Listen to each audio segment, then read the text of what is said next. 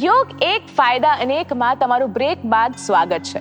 હવે મારો પ્રશ્ન એ હતો કે આપણે લોકો ફિઝિકલ હેલ્થ માટે થઈને તો બહુ જ સજાગ રહ્યા છે, પણ મેન્ટલ હેલ્થ પણ બહુ જ ઇમ્પોર્ટન્ટ રહી છે. સો ડિપ્રેશન છે, એન્ઝાઇટી છે, એવા ઘણા બધા પેશન્ટ હોય છે જે ડૉક્ટર પાસે જતા હોય છે. શું આપણે મેડિટેશન દ્વારા શું એને સોલ્વ કરી શકીએ છીએ? સરસ તમારો ક્વેશ્ચન છે. રિયલીમાં આપણે એને મેડિટેશન દ્વારા એનો જે ઇસ્યુ છે એને આપણે રોકી શકાય છે. મેડિકલ હિસ્ટ્રી આપણે જાણી લઈએ. મેડિકલ હિસ્ટ્રી આપણે એનું જાણી લઈએ, આપણને કહી દે. પછી એને અમે શું કરીએ, રમતા રમતા કરાવડાવીએ કે ચલો ભાઈ હવે આપણે સૂક્ષ્મ વ્યાયામ કરવાના છે. સૂક્ષ્મ વ્યાયામ પછી એમને ભ્રામરી પ્રાણાયામમાં લઈ જઈએ. ભ્રામરીમાંથી પછી અમે લોકો ઉદ્ગીત પ્રાણાયામ કરીએ. ધીરે ધીરે ધીરે એમને ઉદ્ગીત પ્રાણાયામની અંદર વધારે હુંકાર કરાવીએ. એટલે એક સમય એવો આવે છે કે ઉદ્ગીત પ્રાણાયામ ઓમકારનો જે નાદ કરે છે ને, તો એ લોકોને એટલી અનુભૂતિ સારી થાય છે ને કે ના પૂછો વાત. પછી અમે લોકો લાસ્ટમાં પ્રણવ પ્રાણાયામ એટલે કે મેડિટેશનમાં લઈ જઈએ છીએ. એટલે મેડિટેશન એટલે પહેલાં જેવું નહીં કે તમે બંધ કરી દો, બસ ખાલી અમે લોકો એ લોકોને એ જ કહીએ કે કોઈ ભગવાનનું નામ, કોઈ માળા, કશું જ નથી કરવાનું. ઓનલી ફોર તમારા શ્વાસોશ્વાસની ક્રિયા ઉપર જ તમે ધ્યાન રાખો. શ્વાસ આવે છે, શ્વાસ જાય છે, બસ આ જ એમનું એક યોગિક શ્વસન અમે કરાવીએ છીએ. જ્યારે શ્વાસ લઈએ ત્યારે પેટ ફૂલવું જોઈએ, જ્યારે શ્વાસ બહાર કાઢીએ ત્યારે પેટ અંદર જવું જોઈએ. બસ આ જ રીતે હું વારંવાર એ લોકોને યાદ અપાવડાવી છું. અને બસ ફોકસ તમારા બ્રીથિંગ ઉપર, શ્વાસોશ્વાસ ઉપર જ રાખો.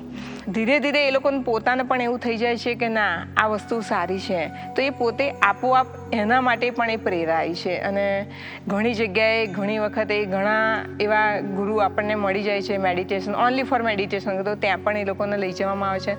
બસ એ પછી તો 2-3 જણાનો રિવ્યૂ એટલા સરસ આવ્યા છે ને કે બેન અમે કશું જ નથી કરતા, બસ આંખો બંધ કરીને અમારા શ્વાસોશ્વાસ ઉપર જ નજર રાખીએ છીએ અને અમને આની અંદરથી એમ કે ઘણા લોકોને ઊંઘ નથી આવતી તો ઊંઘ સારી આવવા લાગી છે. ઘણા લોકોને ખોટા વિચારો આવતા હતા, હમણાંથી એવા વિચારો આવતા હોય કે પોતે જે રોગ થયો હોય, અત્યારના કેન્સરનું થોડુંક વધારે છે, તો લેડીની અંદર જો એને પોતાને ખબર પડી જાય છે ને કે મને આ વસ્તુ થઈ છે, તરત જ એટલા બધા એને અનેક વિચારો આવી જાય છે. જેમ પાણીની અંદર એક તળાવની અંદર કાંકરો કેવા વમળ પેદા થાય, એટલે એટલા બધા અનેક એના તરંગો આવે છે મનની અંદર. તો એવા લોકોને અમે લોકોને આ બહુ સજેસ્ટ કરીએ છીએ. એ પણ આવે છે અને એ એવું કહે છે કે ના મેમ અમને ઘણા બધા આવા બધા વિચારો ઓછા થઈ ગયા છે એમ. અને એ લોકો ખૂબ જ આગળ એમ કે હવે મારે આ નિયમિત એ લોકોએ પોતાના રૂટીનની અંદર નિયમિત બનાવી દીધું છે કે સવારે અમે લોકો 15 મિનિટ કરીશું, સાંજે ક્લાસમાં આવીને 15 મિનિટ કરીશું. એમ કરતાં કરતાં એ લોકો એની તરફ થોડાક આગળ વધ્યા છે. ડેફિનેટલી મેમ, કારણ કે આપણે ક્યાંક ને ક્યાંક જે છે આપણે લોકો સોસાયટી માટે થઈને કરતા હોઈએ છીએ. જેમ વસુદેવ કુટુંબકમ છે એમ જ કે it is one family one nation.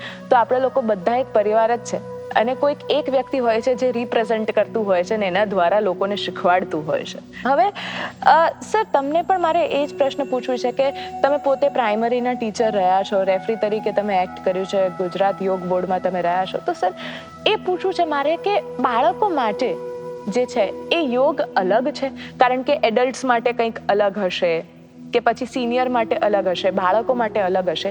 એવા યોગના ડિફરન્સિએશન કેવી રીતે કરવામાં આવે છે કે આ યોગ જે છે એ આ એજ ગ્રુપનું કરી શકશે, એ આ એજ ગ્રુપનું નહીં કરી શકે? જ્યારે બાળકોની વાત કરીએ તો એજની રીતે બાળકોનું શરીર કુમળું હોય છે કે એને જે આસન વાળવું હોય એ તમારું એનો સતત નિરંતર અભ્યાસથી એ આસન પર તમે બાળકોને જઈ શકાય છે. જ્યારે જેમ જેમ થોડી ઉંમર વધતી જાય છે એમ જો પાછળનું કરોડરજ્જુ અને એની લચીલાપણું એ થોડું ડિફરન્ટ થતું જાય છે. એટલે બાળકોને શરૂઆતની અંદર જો પ્રાઇમરી લેવલે જ એમને સૂક્ષ્મ વ્યાયામ કે સૂક્ષ્મ ક્રિયાઓ કરી અને જ્યારે એને આસન માર્ગે વાળો, ત્યારે મારું એવું માનવું છે કે દરેક બાળક એ કોઈ પણ આસન કરી શકે છે, પણ એના માટે એને નિરંતર અભ્યાસ કરાવવો પડે. તો એની અંદર વર્ગ આવે કે લેવલ 1ના આસનો, લેવલ 2ના, લેવલ 3ના, એમ એની બઢોતરી આવે, એને આગળ વધારો આવતો જાય છે, એની અવેરનેસ આવતી જાય છે. તો જ્યારે મોટી ઉંમર થાય છે ત્યારે શરૂઆતના લેવલે જ્યારે આ યોગ સાથે જોડાયેલો નહીં હતો કે એને બેનને વાત કરી કે શિવાલે અમે છેલ્લા 12 વર્ષથી જોડાયા છે, તો જ્યારે બાળક નાનપણથી જોડાય છે ત્યારે એની આસન કરવાની ક્ષમતા એની વધતી જાય છે, એનું શરીર આખું લચીલું બનતું જાય છે. જ્યારે મોટી ઉંમરે કરવા જતાં એ શક્ય ધીરે ધીરે આવે છે, પણ જે બાળકમાં આવવું જોઈએ એટલું બધું આવતું નથી. અને બાળક લેવલે જો શરૂઆતથી જ જો આ એક સારો પ્રશ્ન છે કે પ્રાઇમરી લેવલે અને શિક્ષણ લેવલે પણ જો અત્યારે સરકારે એક સરસ મજાનો આ અત્યારે અભ્યાસક્રમની અંદર પણ નાખી દીધું છે કે રોજ 15 મિનિટ તમારે સૂક્ષ્મ ક્રિયા, તમારે આસનો, તમારે પ્રાણાયામ કે બાળક સરળતાથી અનુલોમ વિલોમ પ્રાણાયામ, ભ્રામરી કરી શકે એવા પ્રાણાયામ કે ઓમકારની ધ્વનિ, પ્રણવ ધ્યાન કે ધ્યાન લગાવી શકે એવા પ્રાણાયામ એવા અત્યારે અભ્યાસક્રમની અંદર પણ સરકારે અંદર દાખલ કરી દીધા છે. તો મોટી ઉંમરે જતાં એ આસનને કરવાની અંદર ક્યાંક જો વધારે બળ કરતા જતાં તમારી તકલીફ પણ થઈ જાય. ઘણી વખતે અમે એવી જગ્યાએ પણ જોયેલા છે કે તાકાત કરવા જતાં એનું હાડકું પણ ભાગી ગયેલું છે. તો એને એવા પણ એ પ્રશ્નો બની ચૂકેલા હોય છે. તો બાળક લેવલે આસન એ બહુ સારી છે કે એનું શરીરનું એ ડીપની અંદર વાળી શકે છે, એ કોઈ પણ આસન કરી શકે છે.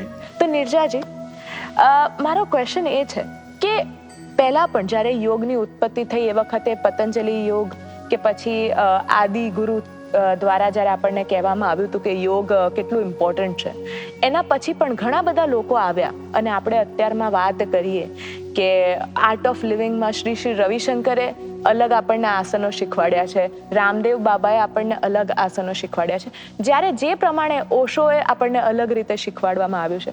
તો બધાના માર્ગ જે છે એ અલગ છે. તો ક્યાંક ને ક્યાંક શું ડિફરન્સ હોઈ શકે છે કે લોકોએ કયો કરેક્ટ માર્ગ एक्चुअली એ કરી શકાય કે ભાઈ ના આનાથી મને ફાયદો થશે? देखिए, जितने लोगों का आपने नाम लिया है वो सब हमारे जैसे ही लोग हैं जिन्होंने थोड़ा एक लेवल अचीव कर लिया है. हम अभी थोड़े स्ट्रगलिंग में हम अचीव करने के लिए जा रहे हैं.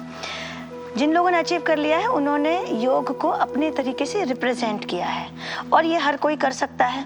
लेकिन योग का हमें मूल समझना होगा. शिव जी ने पार्वती जी को दिया और वो ज्ञान नीचे तक आया. वेदों में ऑलरेडी पहले से ज्ञान है योग का. उस ज्ञान को महर्षि पतंजलि ने संकलित कर दिया योग सूत्रों के द्वारा. वो ज्ञान उन्होंने राजयोग का ज्ञान यहाँ पे दे दिया. हठयोग का ज्ञान स्वात्माराम जी ने और घेरण्य मुनि जो कि शास्त्रोक्त हैं, उन्होंने सारी विधियाँ दी हैं. हठयोग यानी जो आसन है, प्राणायाम है, अष्टांग योग के अंदर आता है. राजयोग यानी सिर्फ ध्यान करना है उसमें. तो महर्षि पतंजलि ने योग सूत्र में दिया वो राजयोग, उन्होंने अष्टांग योग की विधारणा दी. और हठयोग जिन्होंने दिया उनकी जो ग्रंथ हैं और गीता में श्री कृष्ण ने दिया. ये सारा योग ग्रंथ में शास्त्रोक्त है. यही ज्ञान सच्चा है और इसी ज्ञान को अब नीरजा शुक्ला ने पीएचडी में पढ़ लिया. उसको डाल दिया कि ब्रेस्ट कैंसर में कैसे उनके क्लेशों से कैसे होती बीमारी, पंचकोश से कैसे बीमारी होती है. पंचकोश की अवधारणा तैत्तिरीय उपनिषद में है. अब हम थेरेपी में यूज़ करते हैं कि भाई मनोमय कोश में मेडिटेशन करा दो, अन्नमय कोश में ये डाइट चेंज कर दो, ये क्रिया करा दो.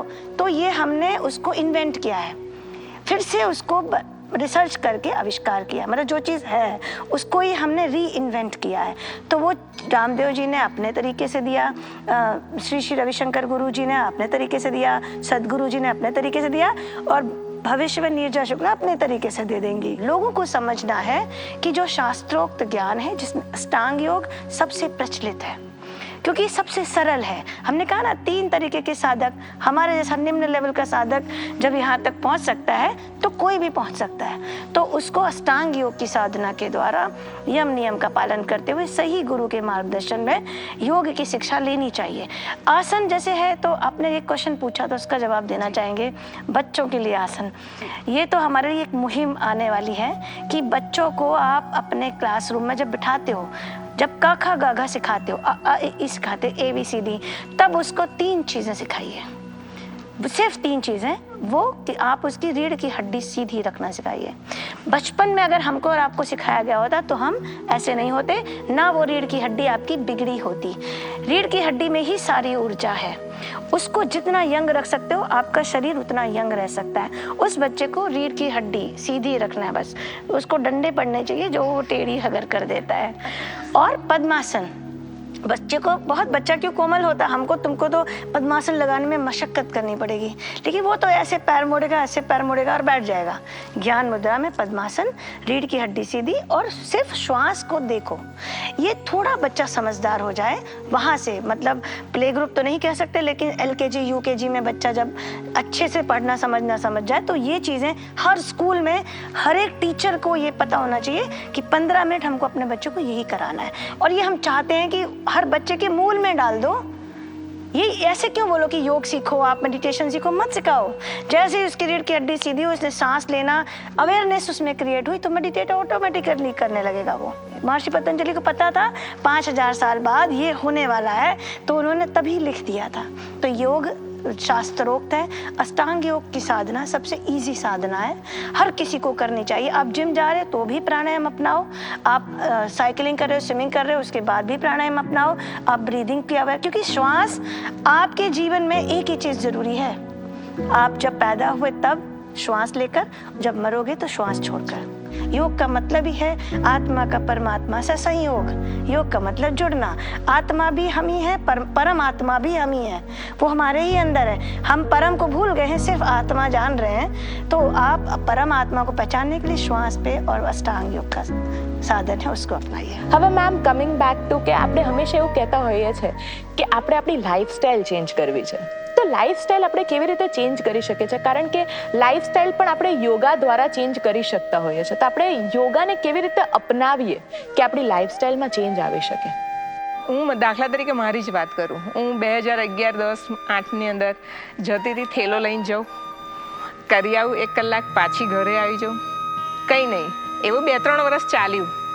પછી અંદરથી એવું થયું કે હું રોજ જઉં છું, પણ શાના માટે જઉં છું, શું શોધવા માટે જઉં છું? એક દિવસે આવું જ્ઞાન પ્રાપ્ત થયું. ત્યારથી થોડુંક મારું મન અંદર ડૂબવા લાગ્યું કે ખરેખર આની અંદર એક આગળ ડગલું ભરવું જ જોઈએ. તો ત્યારે પણ થોડુંક અંદર વાંચવાનું, પછી ભગવદ્ ગીતા વાંચવાનું મન થયું કે એની અંદર પણ યોગ આપેલા છે, કર્મયોગ, જ્ઞાનયોગ, ભક્તિયોગ. તો એની અંદર પાછું એવું થયું કે ના, ચલો કંઈક હજુ આગળ મેળવવું છે. તો મારી 50 વર્ષની તો ઉંમર થઈ ગયેલી હતી. બાળકોનો અને ઘરનો સાથ સહકાર હતો. તો બેબીએ જ પણ કહ્યું કે મમ્મી કોલેજ કરી લે, એમ યોગાની અંદર જ જા અને તું ડીપમાં થોડુંક જાણતા, તને એમ કે અંદર મારી એક પાછી મારો સ્વભાવ પણ એવો છે કે જિજ્ઞાસુ વૃત્તિવાળો, કે એક ભક્તની અંદર પણ જિજ્ઞાસુ વૃત્તિવાળા હોય જ છે. તો એવું થયું કે ચલો પણ હું પણ કંઈક, તો મેં ગુજરાત વિદ્યાપીઠની અંદર ફોર્મ્સ ભરી દીધું, ત્યાંથી પણ જાણ્યું, ત્યાંથી પણ બહુ જ સરસ એવું શીખવા મળ્યું. અને ખરેખર જે પહેલો મારો સ્વભાવ, હું મારા પોતાની જ વાત કરું, મારો જે પહેલાં જે સ્વભાવ હતો એની અંદર ઘણો બધો ચેન્જ થઈ ગયો.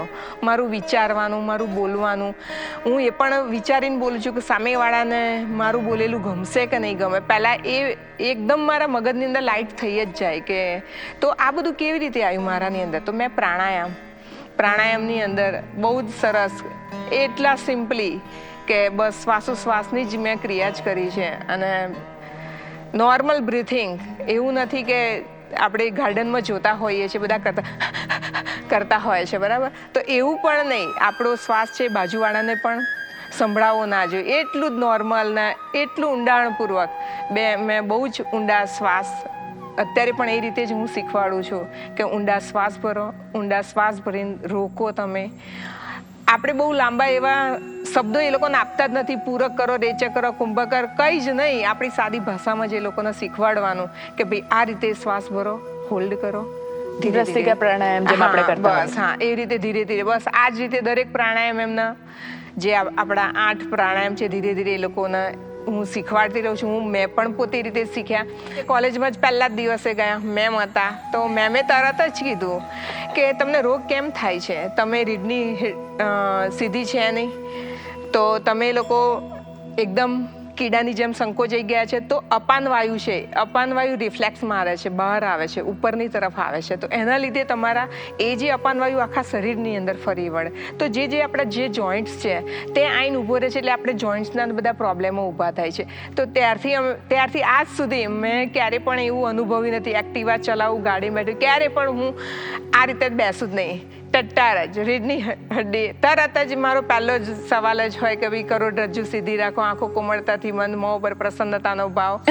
પહેલું જ મારું આ જ વાક્ય બધાને ગોખાઈ જ ગયું છે. તો બધા રસ્તામાં જાય તો પણ યાદ રાખ્યા કે ના ભાઈ આપણે આ રીતે રીઢની હિડ્ડી સીધી જ રાખવાની છે. અને આ રીતે જ તો એ આસનોથી પણ ઘણો બધો ફેર પડે છે, કારણ કે મગજની અંદર જે ઓક્સિજન વાયુ પહોંચવો જોઈએ એ જો બરાબર પહોંચતો ના હોય ત્યારે પણ તમે લોકો એટલે આપણે બધા કે ઘણા રોગનો ભોગ બનતા હોઈએ છીએ. એટલે યોગાની અંદર આવીને પ્રાણાયામ આસનો દ્વારા જે મનની ચંચળતા છે, મનની વૃત્તિઓ ઉપર જે અંકુશ છે એ આપોઆપ જ આવી જાય છે. આપણે કશું એવું કરવાની કોઈ જરૂર જ નથી પડતી કે આ બધી વસ્તુ કરીએ. આ રીતે લાઈફસ્ટાઈલ આપણે બદલી ચેન્જ કરી શકાય છે.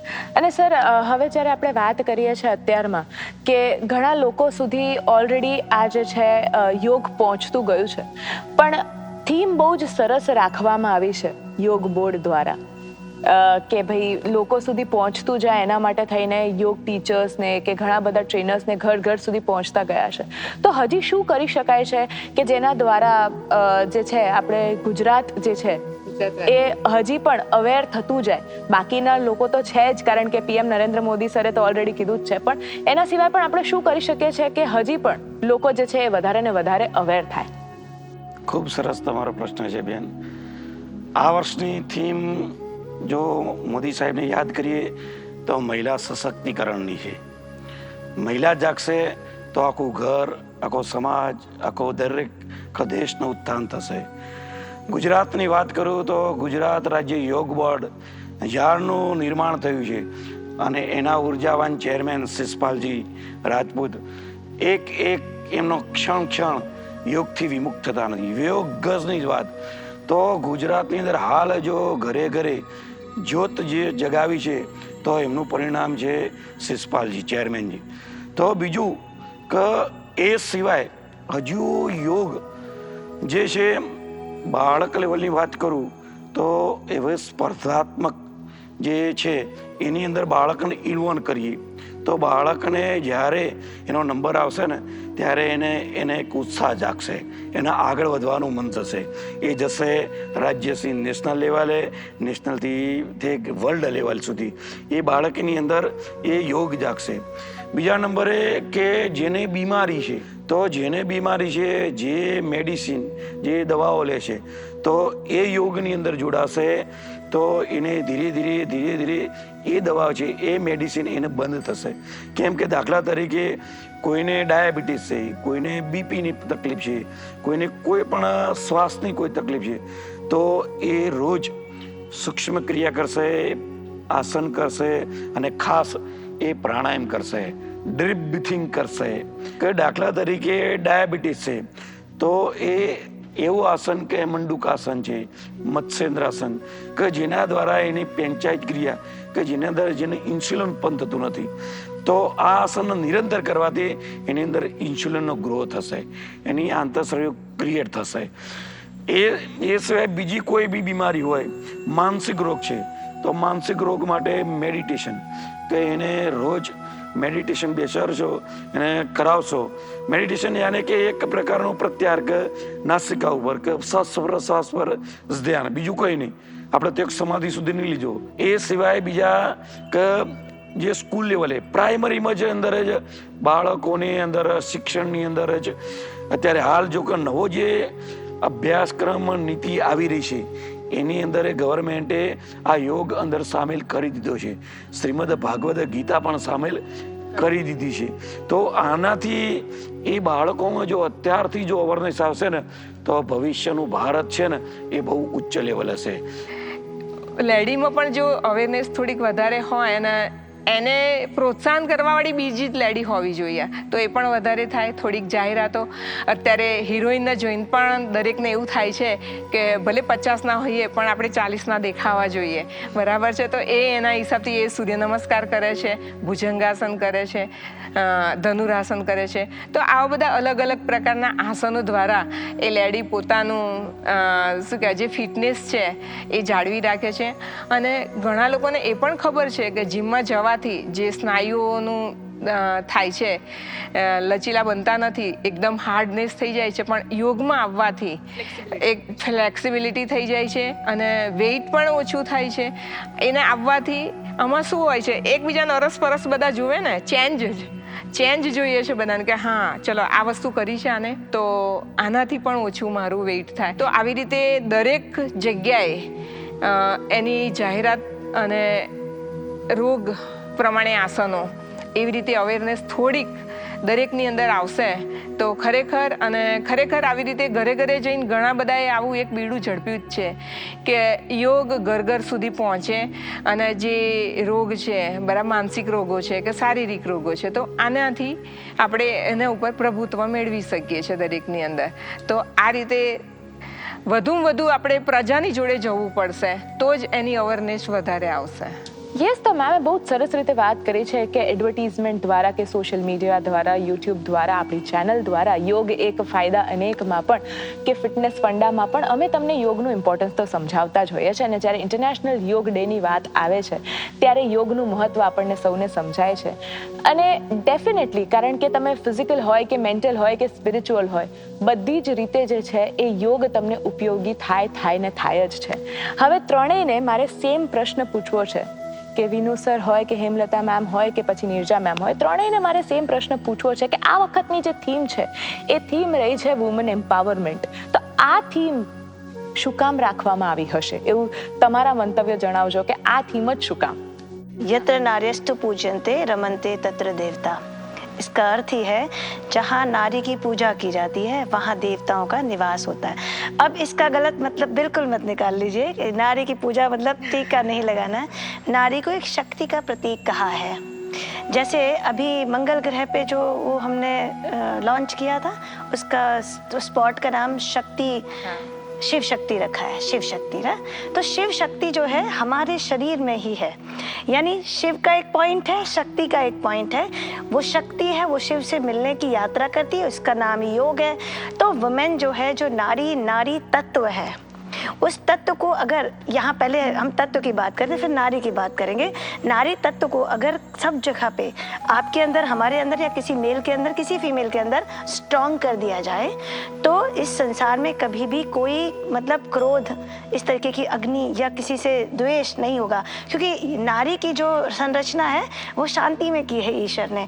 जो शिव शक्ति की कल्पना है, उस कल्पना में शक्ति को स्ट्रॉन्ग करना है, वो है वुमेन एम्पावरमेंट. और इस योग दिवस के द्वारा प्रधानमंत्री जी की सोच बहुत ऊपर है. वो हर एक जगह से कहीं की कुछ चीज़ों को ले आते हैं और उन्होंने इस सोच को रखा है कि अगर शिव शक्ति की बात करें और उसमें शक्ति को स्थापित करें, उसमें वुमेन को एम्पावर करें. मतलब उन्होंने कहा है कि नारी अगर एक घर की नारी, एक घर को एक स्त्री चलाती है, 4 लोगों को कम से कम संभालती है. एक घर मजबूत करना तो एक नारी को मजबूत करो. एक घर मजबूत होगा तो एक समाज, सोसाइटी से देश और पूरा वसुधैव कुटुंबकम की. तो स्त्री को इसीलिए स्ट्रॉन्ग करना है. और इन्होंने जो इसके पीछे की सोच है वो शिव शक्ति वाला पॉइंट है. लोका समस्ता सुखिनो भवन्तु, सभी सुखी हों, सभी अच्छे से रहें, यही सोच है इसके पीछे, कि इसीलिए इसका नाम रखा है कि वुमेन एम्पावरमेंट के लिए योग. ઓકે મેમ, તમને હેમલતા હા, નારી તું નારાયણી, બરાબર. તો આ જે ગુજરાતીની કહેવત છે બહુ ખૂબ જ યથાર્થ છે. એક માં 100 શિક્ષકોની ગરજ સારે છે, બરાબર ને. એટલે મૂળ પાયાની અંદર જ જે માનું સ્થાન છે, માના ગર્ભમાંથી જ બધા ઉત્પન્ન થયા છે.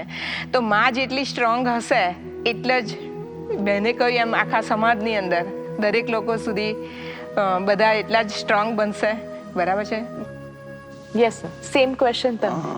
મહિલા સશક્તિકરણ કે જેના દ્વારા ચારિત્ર્યનું નિર્માણ, ઘડતર, કે મોદીજી સાહેબને લઈએ તો એમનો ઘડતરમાં મુખ્ય પાયો એની માતાનો હતો. તો એ જ રીતે શિવાજીનું ઉદાહરણ લો તો એને ઘડતર કરવાની અંદર જીજાબાઈનો હાથ હતો. કૃષ્ણ લો કે રામનો લો, કોઈ પણ પહેલી ગુરુ દરેકની એની માતા હોય છે. એટલા માટે આ વખતે સ્ત્રી સશક્તિકરણ, જ્યારે ભારત સ્વતંત્ર નહોતું થયું ત્યારે લોકમાન્ય તિલકજીને એમને પણ શરૂઆત જ્યારે હિમાયતી કરી તો સ્ત્રી સશક્તિકરણથી. તો ખાસ એટલા માટે કે નારીથી જ દરેકની પૂજન થાય છે.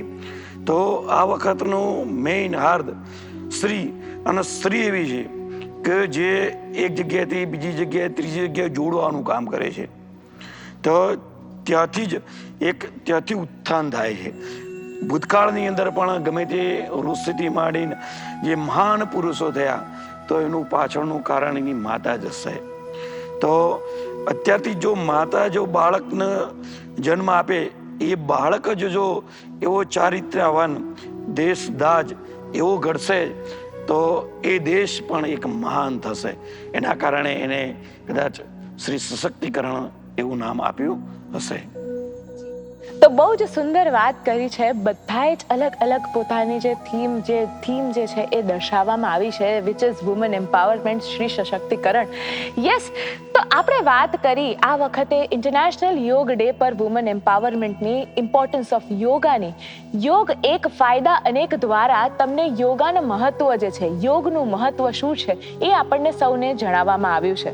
બસ, તો આવી જ રીતે આપણે યોગ ગુરુને હંમેશા મળતા રહીશું. આજે આપણા યોગ ગુરુ જે હતા, વિનુ સર હોય કે હેમલતા મેમ હોય કે પછી નીરજા મેમ હોય, ત્રણેય આપણને શીખવાડ્યું કે યોગ આપણા જીવનમાં કેટલું મહત્વતા ધરાવે છે. આવી જ રીતે આગળ પણ અમે તમને યોગ એક ફાયદા અનેકમાં તમને યોગ ગુરુઓથી મળાવીશું અને જણાવીશું કે યોગના શું ફાયદા થઈ શકે છે. ત્યાં સુધી તમે જોતા રહો યોગ એક ફાયદા અનેક, ઓનલી ઓન GTPL ગુજરાતી.